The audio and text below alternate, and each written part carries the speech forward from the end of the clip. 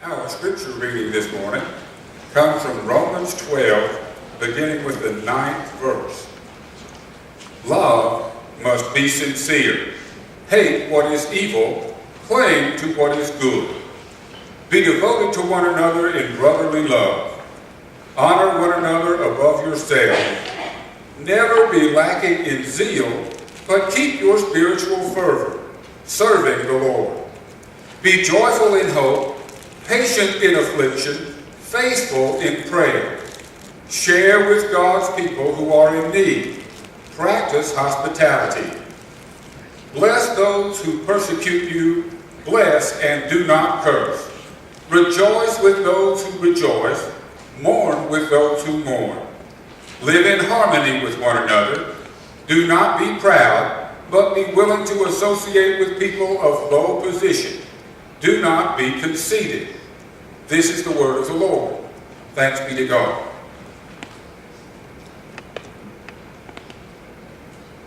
I'm going to get in trouble with my wife again. So what's new, right? She says I tell too many jokes. I think I tell too many jokes when Steve quits laughing. A woman was being tailgated up for K42 the other day by some guy, just the guy. Suddenly, the light in front of her turned yellow. Like a good driver, she put her brakes on. Slowed down and stopped right there at that big white line they paint across the road. The guy who was tailgating her was not happy at all about this. He had to slam on his brakes and slid a little sideways going down the road there and stopped about this far from the back of her car. He commenced to yell and scream and beat on his steering wheel and just act like a general moron.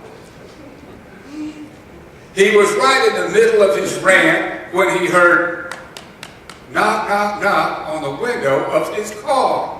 So he looked to the left, and there stood a uniformed Wichita police officer. He ordered the man to put his hands on the windshield, open the door, get out, put his hands behind his head. He handcuffed him and threw him in the trunk of the police car. Well, in the back seat anyway. Had the guy's car towed, took him down to the police station, booked, photographed, fingerprinted, thrown into a holding cell.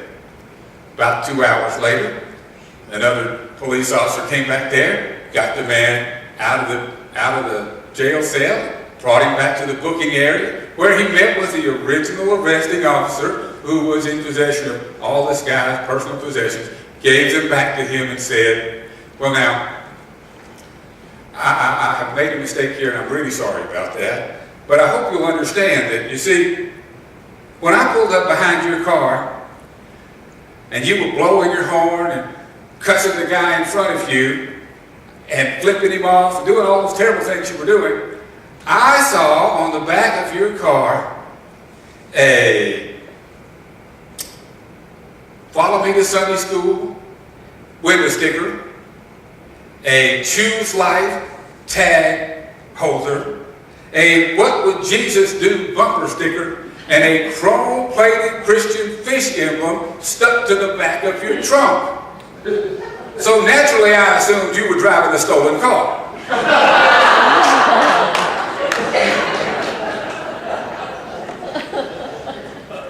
Now that would be a lot funnier if it weren't so true. But what does that have to do with our sermon this morning? I will tell you right now, everything.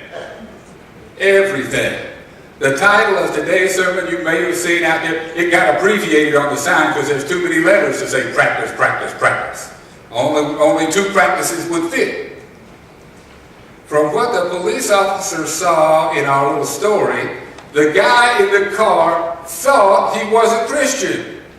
He advertised all manner of Christian ideals on the back of his car. He identified himself with the church, probably went to church and Sunday school every week. Yet when things did not go his way, his behavior put the lie to all the advertisements on his car.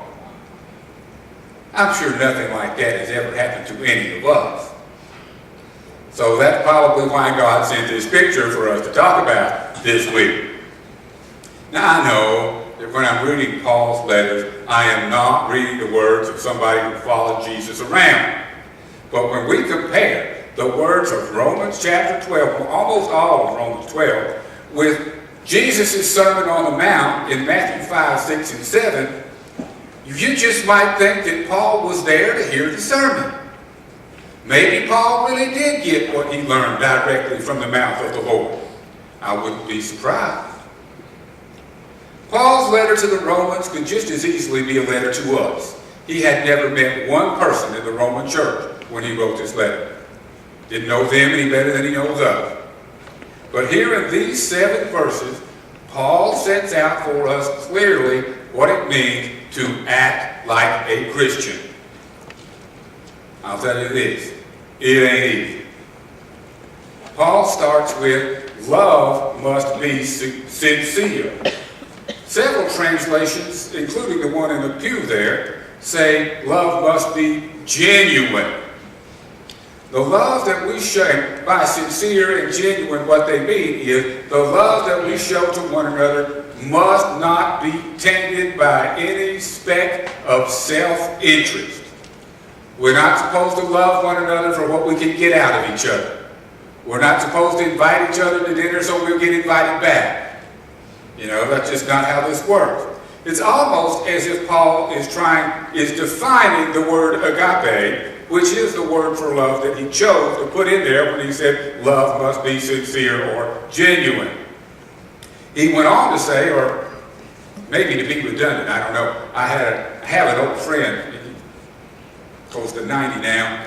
He used to be called and paid to do speeches in different places. And he said, there's 3 things you got to do when you're in public speaking. You got to tell them what you told them, and then you got to tell them again. And so I'm not sure that Paul wasn't following that formula here when he went on to say, be devoted to one another in brotherly love. Honor one another above yourselves. I say that redundant thing because agape is a love that always places the good of the other person ahead of our own good. No matter what our intentions are, what our interests are, if it's good for the other person and not good for us, we're supposed to put them first every single time. And honoring others above ourselves goes hand in glove with the love that is agape, the Christian love. As Christians, we are called to have and display that kind of love for everybody all the time. Even those people who cut us off in traffic or actually stop for yellow lights like good drivers do. I know that loving some people will take a lot of practice, but we are called to practice. Paul went on to say, hate what is evil, cling to what is good. I looked up all the words in that sentence because there are several words that can be used for hate. And possibly a better translation goes like this. Have nothing to do with what is hurtful or of bad reputation. Glue yourselves to what is good. The word actually is glue. But I like that, the first part of that, have nothing to do with what is hurtful or of bad reputation. When we think of evil, we think of things like murder or maybe even genocide, and we think of things like stealing or gossip as just kind of bad. But Paul says no. If it hurts anybody, anyway, anytime, then it's evil. Reminding us that God sees only good and bad. There are no shades of gray in the middle. It's sinful or it's not. Sinful is hurtful. Not is good. It builds other people up. You know, if we're going to try to figure out how to be good and building people up and not hurting people and tearing things down, that's going to require a lot of thinking. Because we have to think about the consequences of every single action and every word we say. That's a lot of thinking. But the entire social justice movement, there was a judge and a mid in there, but there were two syllables in between. The entire social justice movement in the church is about considering the consequences of every single thing we do and seeing if some of those consequences are negative for some people, and then staying away from those things and instead finding ways to build people up.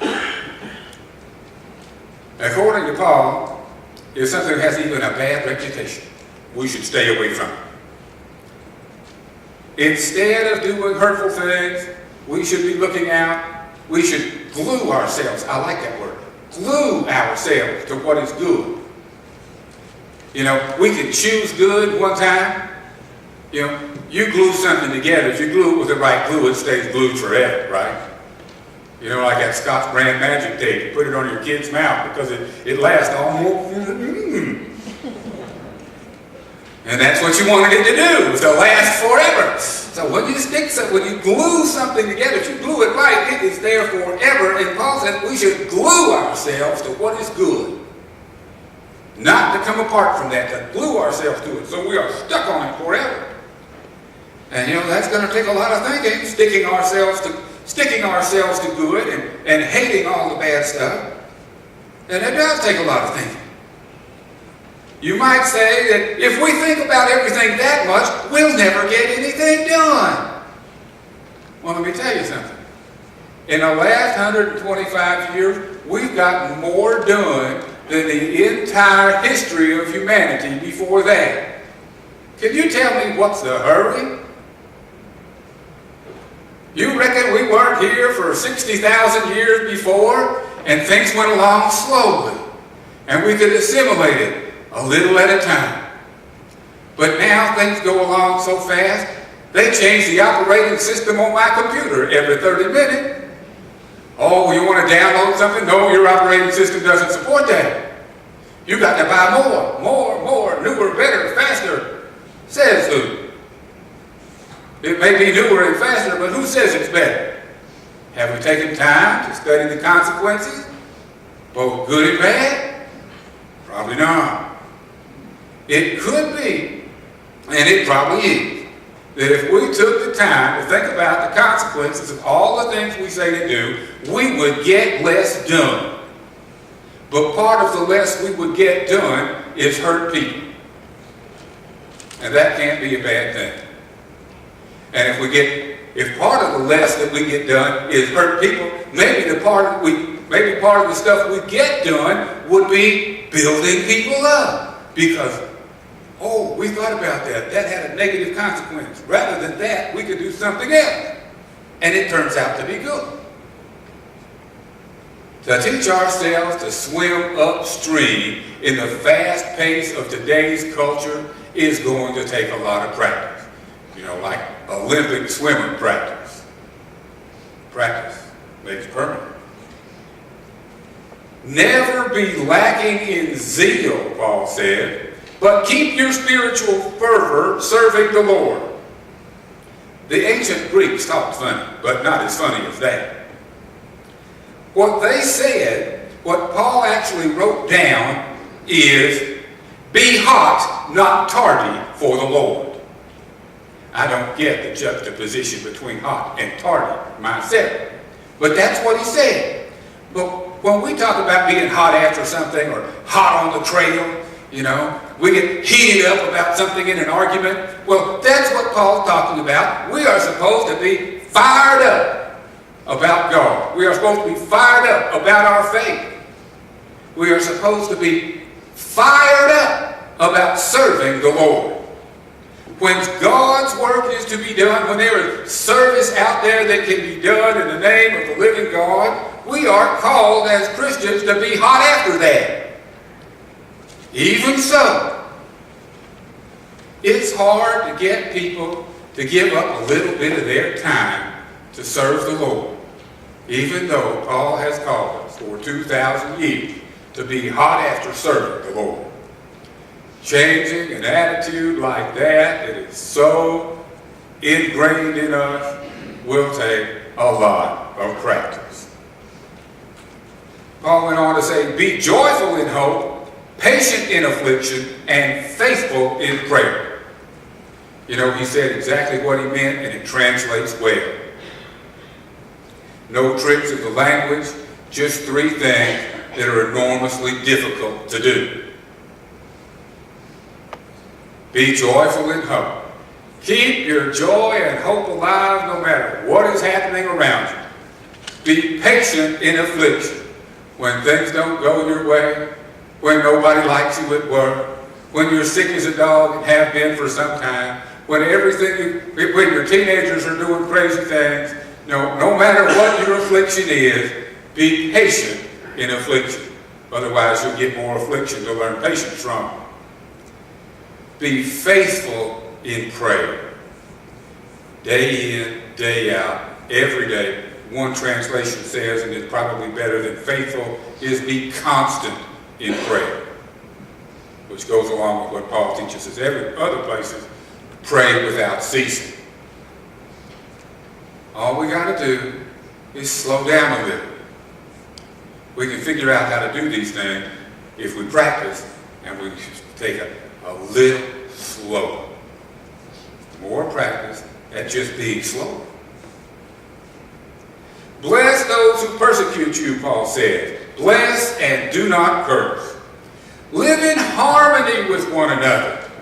Do not be proud, but be willing to associate with people of low position. Do not be conceited. Every one of these runs contrary to our natural way of being. We more naturally want to get even when somebody does us wrong, don't we? First thing you think of is, I'm going to get even. I don't get mad, I get even. Anybody ever heard that before? I don't get mad, I get even. No, not Christian. We want to be proud of ourselves. Anybody ever do something good? A bunch of people said, that was great. That ever happened to you? You know, you did real well with that. All of a sudden, you go, I did great. People noticed. No. Paul says, not Christian. How many people socialize daily? How many of us seek out people who don't make as much money and don't have as much education and don't have whatever it is that we have that establishes our social position in a community? How many of us seek out people who are lower of social standing than we are to socialize with? Not many. Naturally, we want to socialize up.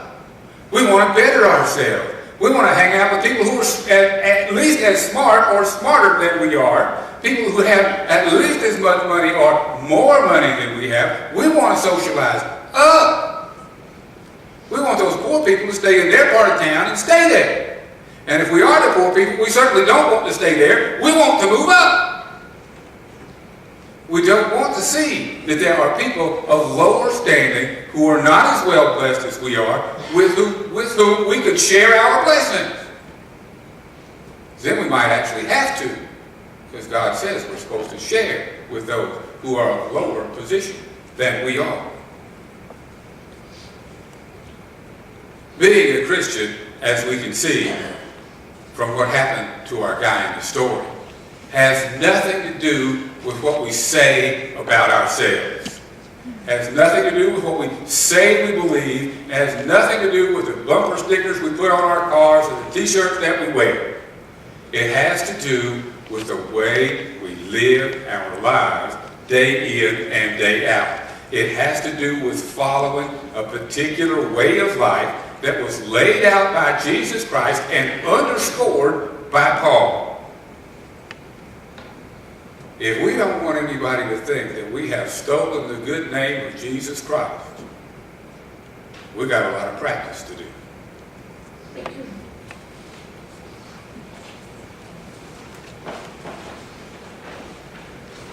If there's one here this morning who is a baptized Christian and not a member of this fellowship, and you hear Jesus Christ calling on you to join together with us in worship and service to the Lord, join me here as we stand and sing our hymn of invitation. If there's one here this morning who is a member of this fellowship, and you hear Jesus Christ calling on you to rededicate yourself to his service, join me here as we stand and sing. And if there's one here today who has never made the good confession and never accepted Jesus Christ as your Savior and Lord, there'll never be a better day than this to join hands with Jesus Christ in your walk to life everlasting. If you'll make that confession of faith, join me here at the front as we stand and sing number 477, Make Me a Blessing.